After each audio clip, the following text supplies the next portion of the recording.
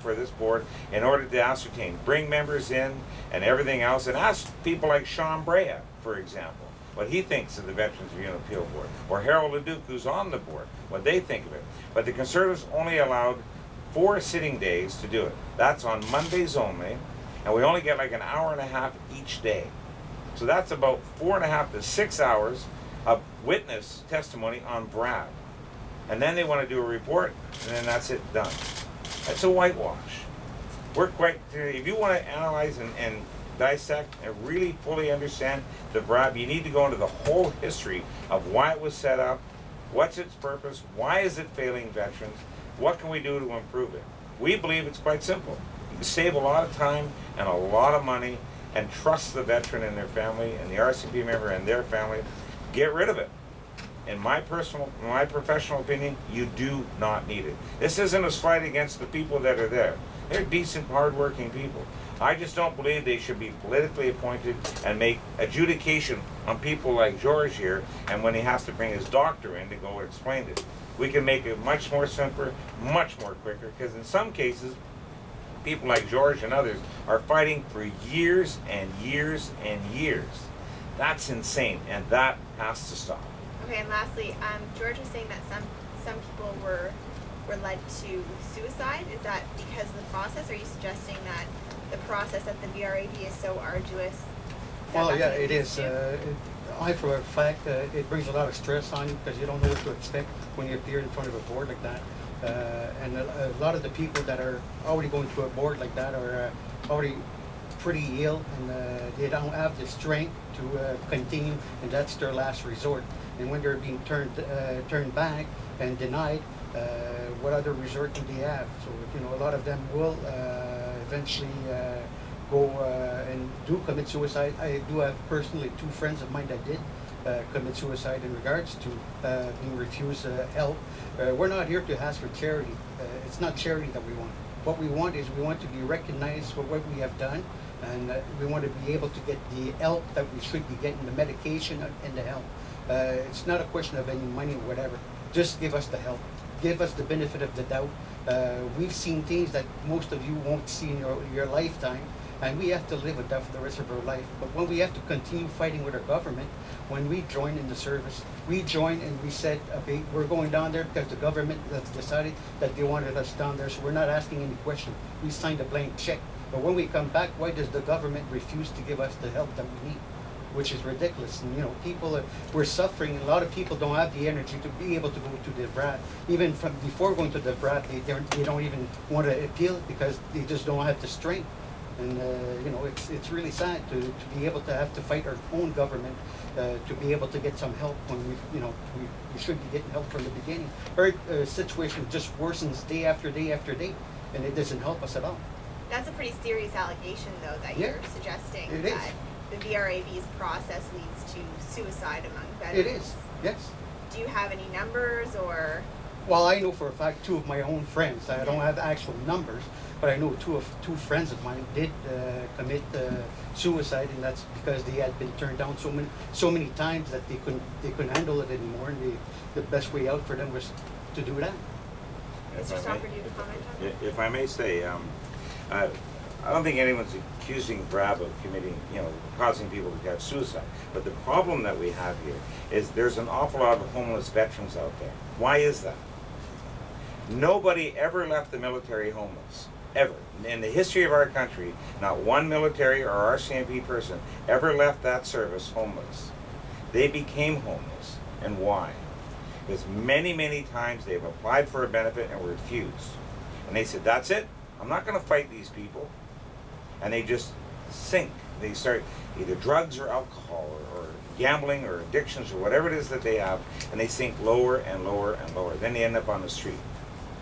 The reality is, and then some of them unfortunately do commit suicide, but you find out as to how that happened and why did it happen in that regard. And it's because of the fact that when they asked for help, they were denied.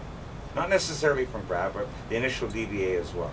And I know many, many World War II and Korean veterans that have applied for benefits in the 60s and 70s and were told no, and they, being of that generation, saying, well, if the government said no, there's nothing we can do about it. We're going to appeal. What do you mean appeal? Forget about it. I was told no. Some may appeal, and they're denied again. They say, well, we tried, we appealed, we lost, that's it. Not going to try. A lot of the modern day veterans, though, are much more aggressive in their thinking towards the Veterans Review and Appeal Board and for DVA. They're not taking no for an answer. They're saying, excuse me, I served my country, it's time for you to serve us. And they're not taking no for an answer. But those that do, because they're so frustrated and psychologically they're dealing with their own demons, they don't need to deal with the Government of Canada and VRAB at the same, and DVA at the same time. Reality is, all these things start from somewhere. And it is so sad and it's tragic when you hear the numbers in the United States. When Romeo Dallaire once told us that on the Vietnam Wall, there's 58,000 names of men and women who died in Vietnam, but 120,000 U.S. soldiers committed suicide after that. So how many people actually died because of the Vietnam War?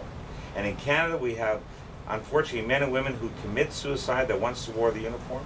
And suicide in any part of our society is very, very seriously unfortunate and needs to be somehow stopped or eliminated. But when someone's wearing the uniform of Canada, and unfortunately years later commits suicide, you've got to ask yourself why.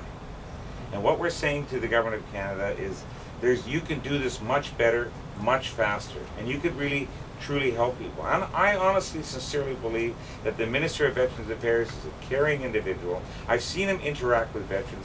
He's a really decent guy. It's the system that's in place. It's been there for a long time. We want to change that system. We want to have more compassion in that department so that when people like George comes in, or Sylvain, or any veteran of any kind, man or woman, they go in and they're, yes, what is it that, instead of saying, you got to do this, this, and this, how is it that we can help you? If that was the first words out of that mouth on the telephone, that would change things. Then these veterans would say, oh, good, maybe there is help out there. And then seek how to get that. That's really what we're saying.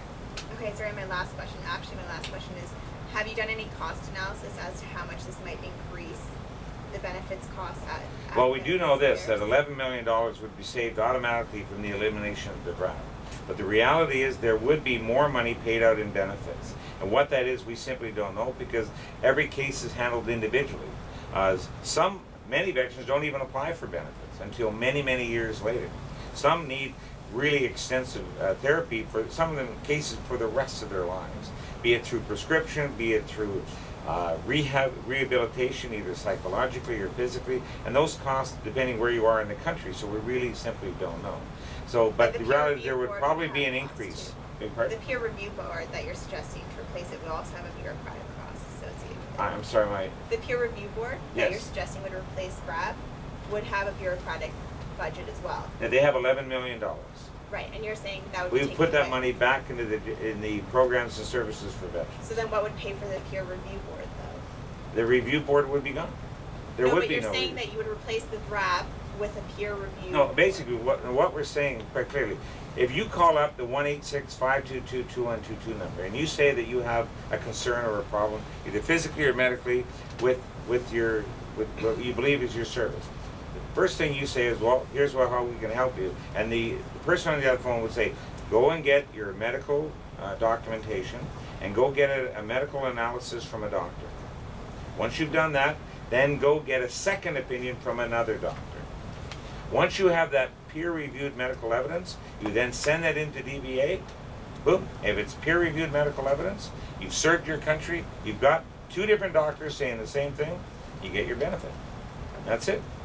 Shouldn't be that difficult to figure out. Yes, there would probably be a rise in the additional benefits and things that would be paid to by these veterans, but they deserve it. This isn't a handout.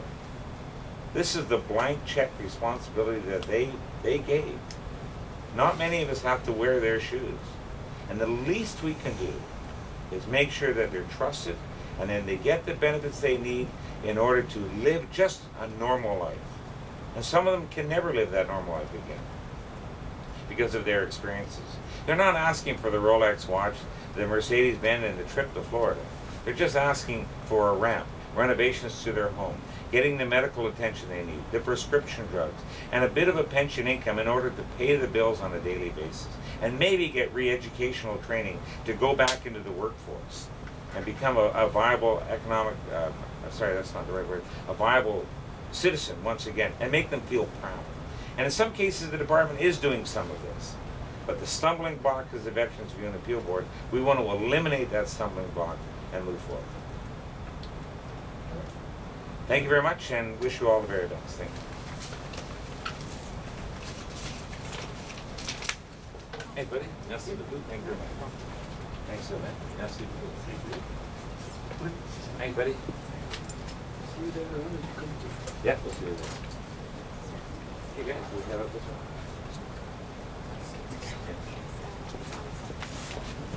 That's it. All right.